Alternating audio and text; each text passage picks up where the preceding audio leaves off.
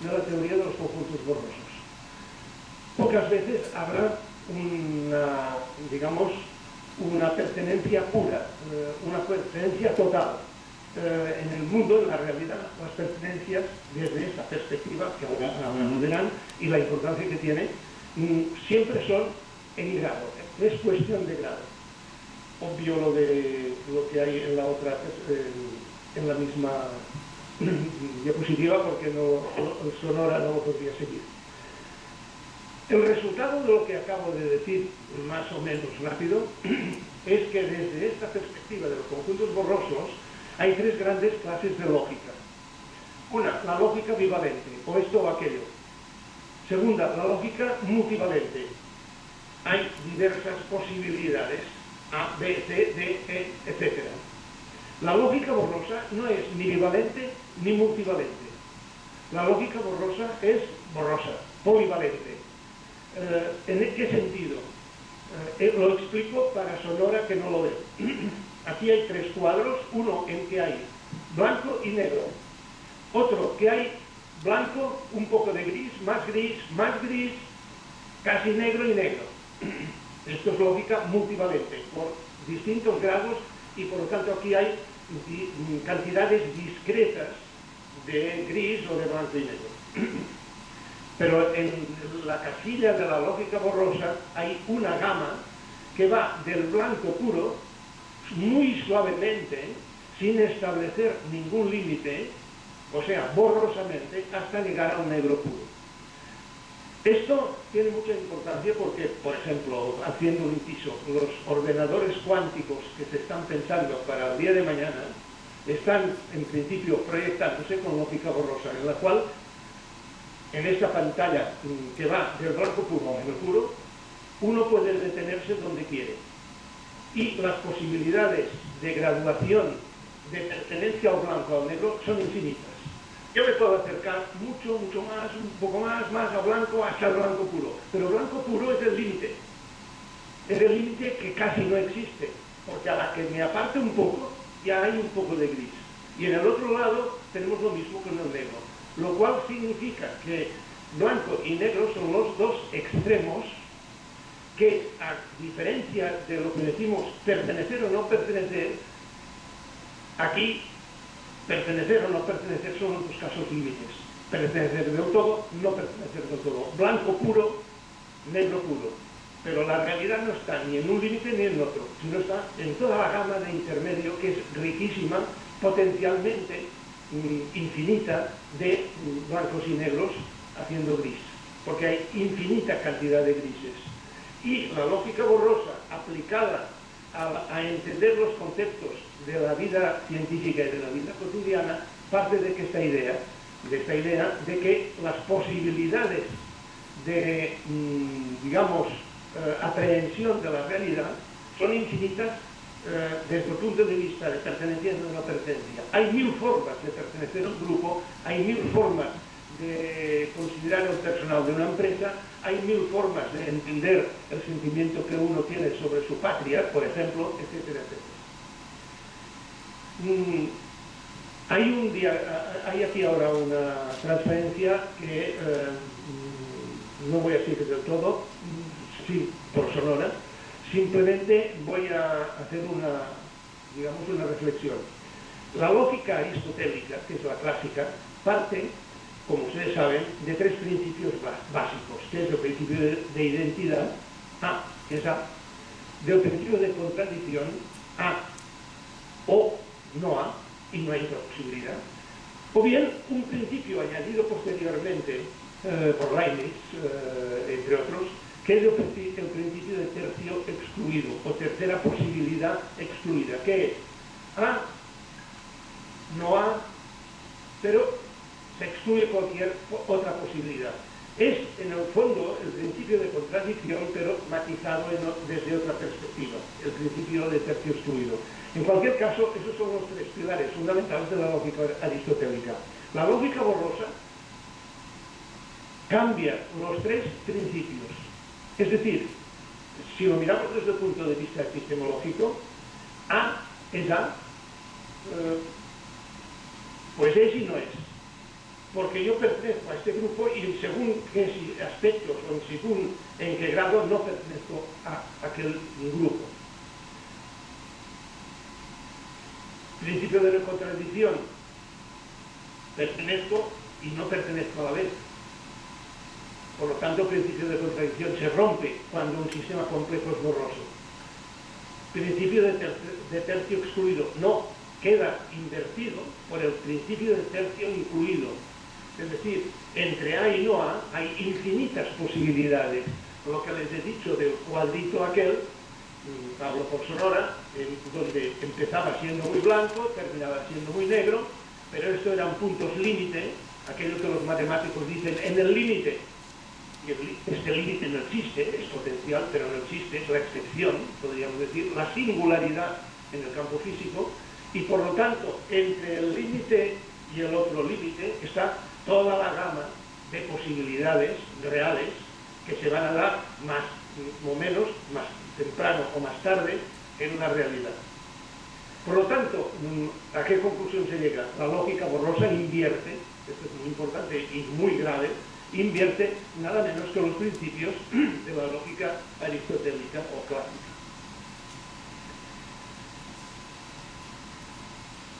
Escher, que antes ha salido en la conferencia del profesor Bastardas, es un diseñador suizo que tiene, como se ha visto antes, una mano está dibujando a otra mano y esta otra mano dibuja la primera. Son dos manos que se dibujan. Es decir, hay un proceso de autoorganización. En la diapositiva esta que ven los de TF, pero no en Sonora, si cada palabra se define con palabras, mano que define a la otra mano que define a la primera mano, si cada palabra se define con palabras, el sistema lingüístico es un conjunto que se autodefine y se autoorganiza, se alimenta a sí mismo, porque las palabras se definen con palabras. Si nos salimos del sistema lingüístico palabra, si vamos a un sistema lingüístico gestual y nos movemos dentro del sistema lingüístico gestual, serían gestos que definen a otros gestos, que hay que explicar con otros gestos. Por lo tanto, el sistema lingüístico desde este punto de vista es un sistema complejo. En la lógica borrosa se utilizan reglas borrosas, porque estamos en lógica borrosa. Y voy a ponerles un ejemplo de regla borrosa. Yo no me acuerdo, he estado en México varias veces, pero no me acuerdo allí cómo le llaman a los supermercados, se les llaman igual que aquí o no. Grandes áreas comerciales, tipo mall, es donde en fin, se venden artículos, se vende de todo, hay cajas registradoras y para pagar, y aquí hay en España, por ejemplo, y supongo que ustedes también, si hay muchas cajas, para que la gente no haga cola, algunas de ellas dicen máximo 10 productos, o 5, o 15, que son las cajas que también se llaman cajas rápidas, para no tener que hacer cola. Como he comprado poca cosa, bueno, pues voy a esta caja donde generalmente hay poca gente y enseguida a mí pues me van a atender y no necesito perder tanto tiempo. En esta caja de cobro rápido, a Sonora explico que hay una fotografía de una caja de estas que dice máximo 10 productos. En esta caja de cobro rápido, que se ve en la pantalla, la cajera tiene una regla, y es, en esta caja solo hay clientes, solo pueden venir clientes que han de pagar 10 productos, nada más. Esta regla es una regla borrosa o nítida. Borrosa. Borrosa porque la cajera debe decidir si 10 productos son siempre 10 productos. Si 2 unidades del mismo producto es 1 o 2 artículos. Si una oferta 2 por 1 es 1 o 2 artículos. Si un cliente con 11 artículos puede pasar o no puede pasar, pues él no tiene 11. Porque claro, si no hay cola y voy allí con 11 artículos, allí está vacío, no hay nadie que se está esperando y tengo 11 artículos, ¿puedo pasar o no? Si tiene una lógica no borrosa la cajera, dirá, no, usted no puede pasar. son 11 artículos. Si la lógica es borrosa, la lógica de la cajera en cuestión, dirá, pase sin ningún problema. Y incluso puede pasar con 12 si en las otras cajas hay mucha cola, etcétera, etcétera. Posiblemente tendríamos más posibilidades, porque en la lógica difusa o borrosa, las posibilidades siempre son posibilidades, son casi infinitas, como ven ustedes, como han visto ustedes en el gráfico del Luis. Eso me voy a pasarlo porque no hay tiempo. Por cierto, ¿cuándo tengo que terminar? ¿Quién me lo va a decir esto? Porque claro, yo sé que en casos de videoconferencias se contrata un tiempo. ¿O no? No, México también. ¿Hasta cuándo tengo tiempo? Se contrata un tiempo, pero en España no sé qué problema podría haber. Bueno, pero ustedes, pues si no se contrata tiempo, ustedes tendrán un tiempo para irse. Sí, o no van hoy a comer, para ustedes mañana, el mediodía. ¿Hasta cuándo el tiempo? Podríamos tener un límite borroso, vamos a decirlo así. Muy bien, perfecto. Es borroso. Muy bien, sí.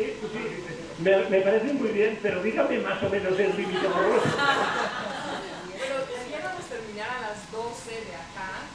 No sé, tengo a la hora de acá. Entonces sí. Podría ser unos 15, 20 minutos. ¿Y cuarto? 13 y cuarto. O sea, hasta las 12 y cuarto. Ajá, hasta las... ¿Está diciendo? Hasta la 1 y cuarto. Desde acá. No sé. Y cuarto. Vale. Pues, sí, que son las 8 y cuarto.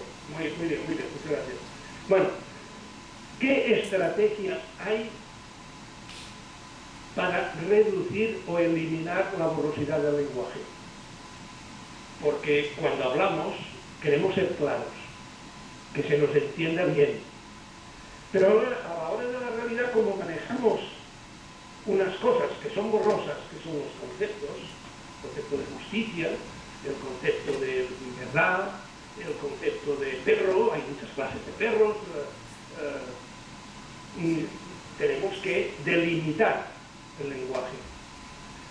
Pero esto lo podemos hacer de una manera automática, por hábito, o lo podemos hacer de una manera consciente. No es lo mismo si hablamos del lenguaje coloquial que si hablamos del lenguaje científico. En el lenguaje científico la delimitación es más dura y más necesaria. Claro, esto es romper la complejidad, reducir la complejidad del sistema. Y entonces aquí se pone de relieve la existencia en el lenguaje cotidiano, tanto científico como no científico, pero en el lenguaje habitual, digamos así, sea uno coloquial, la necesidad de ser claros, como he dicho antes. Lo ideal sería ser claros sin perder la velocidad, porque claro, reducimos la complejidad de nuestro mensaje. Y esto es una paradoja y un cierto dilema, y ante esto ponemos en marcha, sin darnos cuenta, unas determinadas estrategias, que básicamente son tres. Manipulamos el lenguaje para delimitar y reducir de este modo la borrosidad a unos límites que cada uno verá lo que le interesa según su conveniencia, su interés, sus prejuicios, sus deseos, sus aspiraciones, etc. Otra estrategia, clasificar. Establecemos clases de cosas, decimos, no, esto no, solo esto. Al hacer esto, lo que estamos haciendo es manipulando la borrosidad del lenguaje o del contenido de lo que estamos diciendo a efectos de que se nos entienda. Pero cuidado, el lenguaje continúa siendo borroso, El lenguaje, porque es un sistema complejo que continúa siendo. Nosotros lo que estamos haciendo es manipularlo para que no lo sea y paradójicamente entendernos mejor cuando a lo mejor nos estamos entendiendo peor. Y tercero, dicotomizar. Es decir, o blanco o negro, que es lo que la teoría de los conjuntos borrosos de algún modo desintegra. Dice, no, ni blanco ni negro. Blanco y negro son dos límites, son dos extremos. son singularidades, como he dicho antes. La delimitación reductora de la borrosidad. Miren usted, ahora sí que yo lo siento mucho por Sonora, porque esto es casi difícil de leer, ¿no? En la pantalla hay un círculo que no tiene límites, sino que va, digamos, disminuyendo. Hay un círculo negro en un fondo azul. El negro en el centro es muy intenso, pero va perdiendo intensidad hasta que en la lejanía se confunde con el azul. Por lo tanto, imagínense ustedes esto que acabo de decir. Los de DF lo ven perfectamente, ¿no? DF se ve. Bien. Aquí hay dos peculiaridades. Primero, ¿sí? Hay una pregunta sin respuesta. ¿Dónde está el límite del círculo? ¿Es posible que no haya respuesta? Pues no hay respuesta y no pasa nada. Simplemente es una pregunta que aquí no tiene ningún sentido, porque estamos ante una realidad borrosa y por lo tanto no hay límite. No hay límite, sí que hay límite. Claro que hay límite, porque hay un momento en el cual el azul es azul y ya no existe el negro del círculo, por lo tanto hay límite, pero es un límite borroso. Es un límite que es zonado, es un límite que no es un punto concreto, un borde, un límite a partir del cual hay fondo y ya no hay círculo. No, fondo y círculo se van integrando, el negro se va integrando en el azul se desintegra en el negro, y por lo tanto aquí vemos exactamente lo que quiere decir la borrosidad. ¿Qué pasa si ahora vamos a decir, bueno, pues vamos a convertir esto en un círculo limitado? Es decir, como aquello me marea, como a mí me marea que no haya bordes y que no pueda contestar dónde está el límite, bueno, pues voy a crear un límite y corto el círculo en un lugar determinado. Y entonces lo de dentro lo considero negro, cuidado, y lo de fuera lo considero azul, que en realidad no es así, pero lo considero así. Y entonces hay otra transparencia que ustedes no pueden ver, donde simplemente hay un círculo todo azul y un fondo que ya no es el círculo. Hemos creado realidad, hemos generado realidad, pero hemos perdido la gran riqueza de la borrosidad. Y ahora sí que tiene sentido hablar de límite, pero es un límite falso, es un límite creado por nosotros, antinatural, podríamos decir.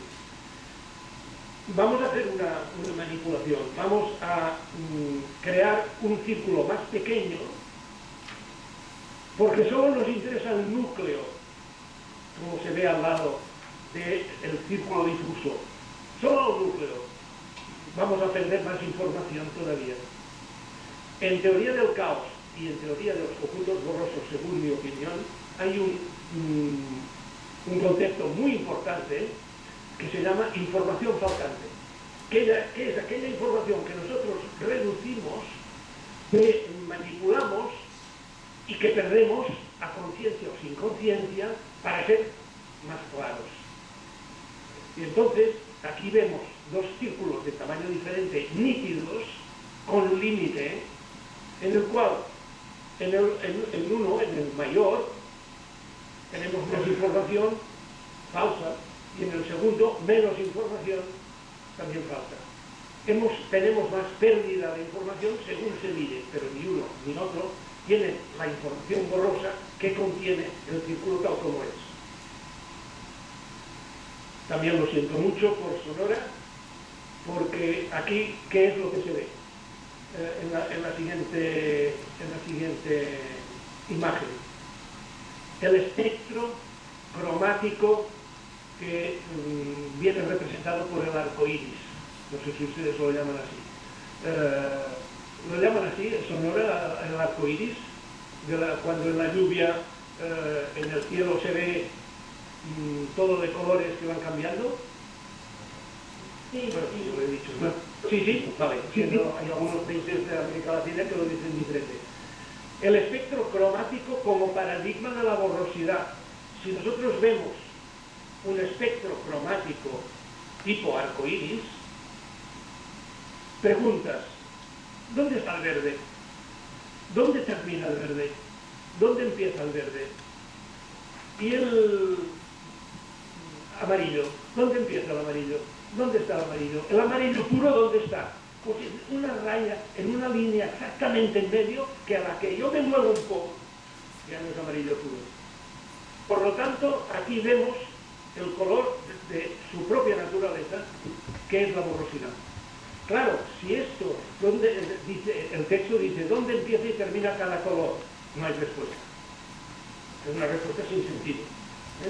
Sin embargo, hay colores puros y nítidos, y hay zonas o lugares donde hay el azul y no hay el rojo, y donde está el rojo no hay el verde. Por lo tanto, hay colores, los colores existen, pero son borrosos, y esto no es ningún problema. Es lo que es la realidad en este sentido. Bien. Antes he hablado de la categorización. Bueno, en psicología, dentro de los procesos cognitivos y sociocognitivos, son muy importantes los procesos de categorización.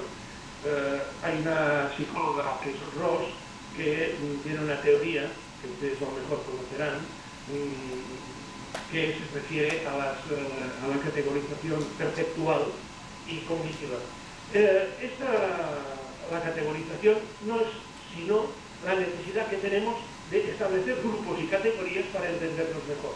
Estos son blancos, estos son negros, este pertenece a la empresa, este no. Pero claro, aquí una concepción borrosa de una empresa se plantearía: ¿los representantes comerciales son empresa o no? La hacienda pública que me pide impuestos forma parte de mi empresa o no. Hombre, no forma parte de mi empresa, pero yo la tengo que tener en cuenta porque en realidad está condicionando a mi empresa. Por lo tanto, en cierto modo sí que pertenece a ella. El staff de la empresa, el consejo de administración de la empresa, ¿son miembros de la empresa? ¿Son empresa o no? Hombre, vamos a ver, el director gerente es más empresa que no el socio mayoritario, pero el accionista mayoritario, si digo que no es empresa, falto a la realidad. Es decir, el concepto de empresa borroso es mucho más rico, es un concepto mucho más, de alguna manera, versátil, y se acerca más a la realidad, que yo tendré en cuenta cuando actúe. Por lo tanto, categorizar es un modo de reducir complejidad, de la cual yo muchas veces no me doy cuenta, y que sin embargo lo que estoy haciendo es convertir un sistema que es borroso en más nítido y haciendo que pierda complejidad. Para yo entenderlo mejor, falsamente, pero para yo entenderlo mejor y quizá manejarlo mejor. La dicotomización, partir la realidad en dos, o blanco o negro, o rojo o no rojo, o verde o no verde, si hablamos del arco iris. Fíjense que he tenido que prescindir de los otros colores. Esto no es verde, será azul, será amarillo, será violeta, pero no es verde, y esto es verde. ¿Cómo he reducido yo la realidad? Para ser claro, he tenido que negar todo lo demás.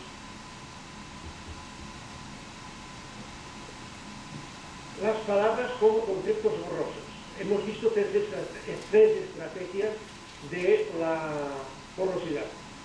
Ahora, las palabras. Si me da tiempo, me gustaría entrar también en los conceptos. Las palabras como conceptos borrosos.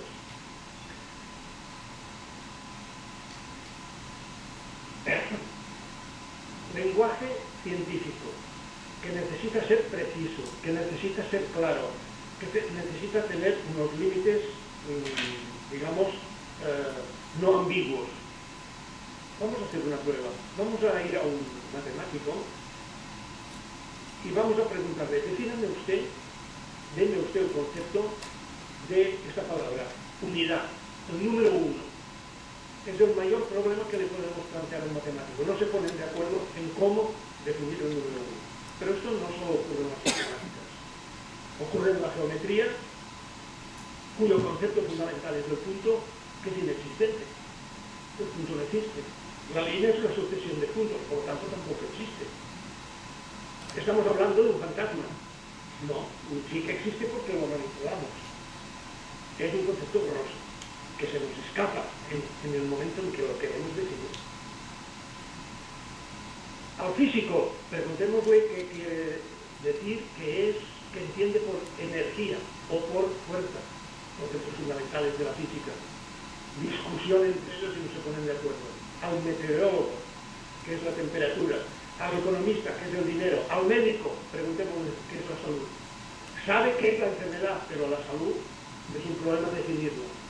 Y para poner un ejemplo más práctico, si quieren ustedes, hace unos años la revista científica de alta divulgación, pero de alta divulgación científica, que antes se publicaba también en español y ahora ya hace unos años que no, la francesa Monde Scientifique o la americana American Scientific, son dos revistas que de vez en cuando pues, tienen artículos dedicados a aspectos epistemológicos. No son muchos estos artículos, pero a veces sí. Bueno, pues Monde Scientifique en el año 2002 publicó un número dedicado a esta pregunta: ¿qué es un gen? El gen es un concepto fundamental de la genética, que es la ciencia quizá más brillante, con mayores innovaciones, con un futuro más claro que actualmente tenemos. Pues si preguntamos qué es un gen, los genetistas no se ponen de acuerdo en qué es un gen. No saben lo que es un gen, lo saben, pero cada uno sabe lo suyo. Y entonces, fíjense que aquí dice en la lámina, en la imagen, dice 18 facetas del mismo concepto. ¿Qué es un gen? Responden a esta pregunta 18 especialistas franceses. Y debajo dice, lo digo por Sonora, debajo dice, un biofísico, a todos ellos les preguntan qué es un gen, simplemente. Un biofísico da 12 respuestas. Dice, miren, un gen es esto, y es esto, pero luego las critica todas. No está de acuerdo con ninguna. Dos biólogos moleculares no se ponen de acuerdo, discuten entre ellos y al final uno de ellos desesperado confiesa que no sabe lo que es un gen. Un genetista, por lo tanto, un genetista viene de gen, un genetista dice que ya escurre el bulto, se escapa un poco y dice, en los años 70 ya se habían dado 11 conceptos distintos de gen y él no se moja, no dice nada. Un virólogo que trabaja con genes da 3 respuestas diferentes y termina diciendo, como no se aclara, termina diciendo, esto es cosa intuitiva, es cosa de intuición. Y finalmente, lo más interesante de todos, yo lo encontré muy interesante, hay más casos de estos, pero yo puse un resumen. El más interesante de todos es el biotecnólogo, que dice, un gen, depende de la respuesta, porque esta respuesta tiene implicaciones en la guerra de patentes. Es decir, para él lo que es un gen importa poco, lo que importa es la patente. Pero por lo tanto, ¿qué conclusión sacar? ¿Que no hay genes? Pero no, sí que existe el arco iris. Claro que existe la realidad borrosa, pero es borrosa, y cuando nos empeñamos en no hacerla borrosa, se revela de este modo que hemos visto aquí.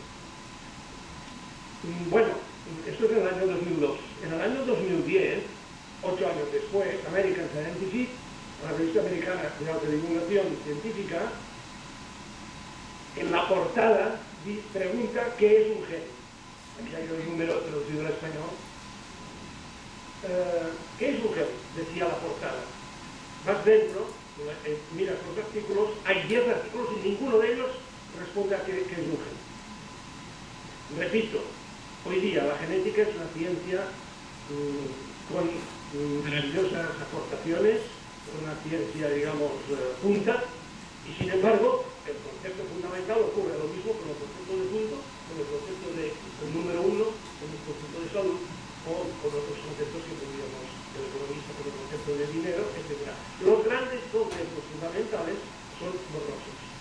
¿Qué es lo que ocurre? Que los grandes conceptos fundamentales son borrosos. Todos los demás conceptos que derivan de un concepto borroso tienen grados de borrosidad. No hay ninguno que sea nítido. Todos pueden discutirse. ¿Por qué? Porque sus posibilidades de enfoque y sus posibilidades de tratamiento son infinitas.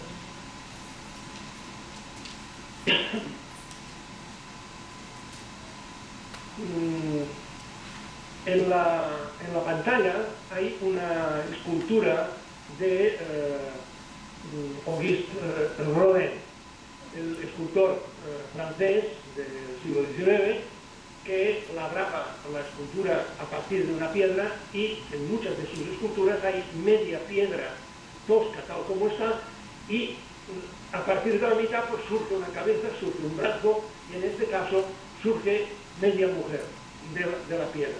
Y él consideró que la escultura así estaba ya perfecta. Esta escultura de Rodin me sirve a mí para decir que nosotros, cuando utilizamos las palabras y los conceptos, estas palabras y estos conceptos emergen de lo, digamos, borroso, y les damos una cierta nitidez en la medida en que queremos entendernos, malentendernos, y a veces intencionadamente, cuando somos un poco malos, o bien entendernos. Los malentendidos, los bien entendidos, los simplemente entendidos, dependen del grado de borrosidad. Nosotros nos entendemos con nosotros, pues depende del uso que nosotros hacemos de la borrosidad. Por ejemplo,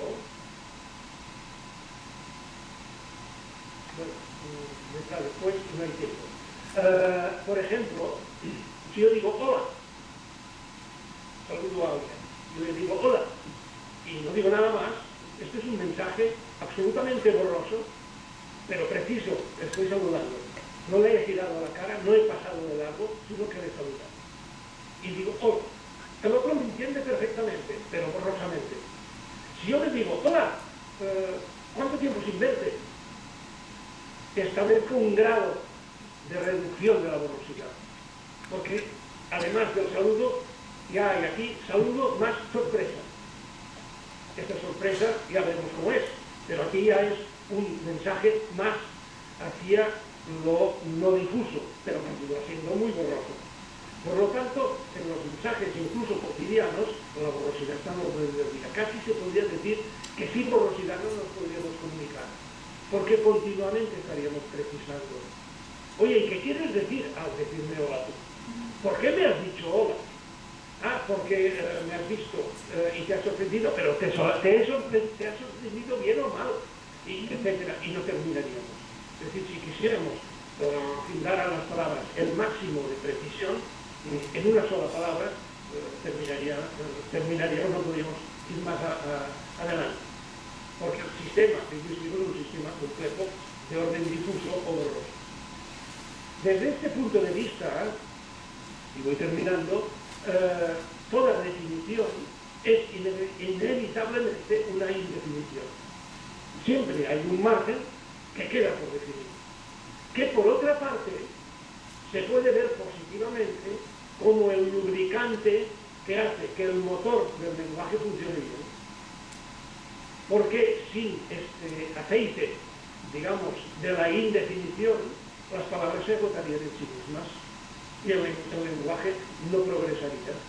Por lo tanto, este factor borrosidad que nos permite manipular, que nos permite malentender y bien entender a la vez, que nos permite dar unos mensajes que luego cada uno puede adaptar a sus intereses, a sus compromisos, a sus prejuicios, a sus necesidades, a sus aspiraciones, etc. En ese sentido, la borrosidad, diríamos, que es el núcleo que da posibilidad al sistema lingüístico. Bueno, pues como me han dicho y cuarto, nada más, termino aquí Y si hay alguna pregunta, pues con mucho gusto estaré a su disposición. ¿Tienen alguna pregunta?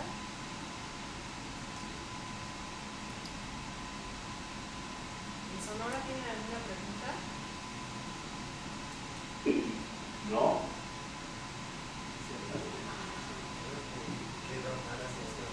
Muchos saludos al profesor Román.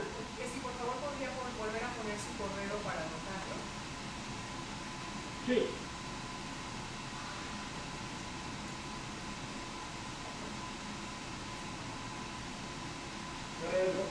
Aquí. Lo tienen ustedes abajo. Sonora, no sé si no lo puede ver, supongo, en letras minúsculas, es... Ah, sí, ¿ahora lo ven? Pues...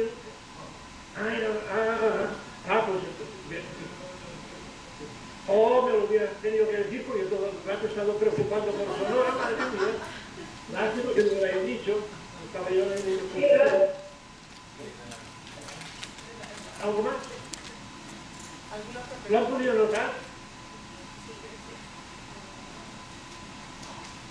Bien, yo creo que por la hora tal vez tengamos que dejar las preguntas para mañana también en esta hora. Muy bien. Pues muchas gracias. Muy bien. Saludos al profesor Rolando. Acá está. Es que estaba en el lado. Muchos saludos. Igualmente. Muchos saludos. Hasta mañana. Hasta luego.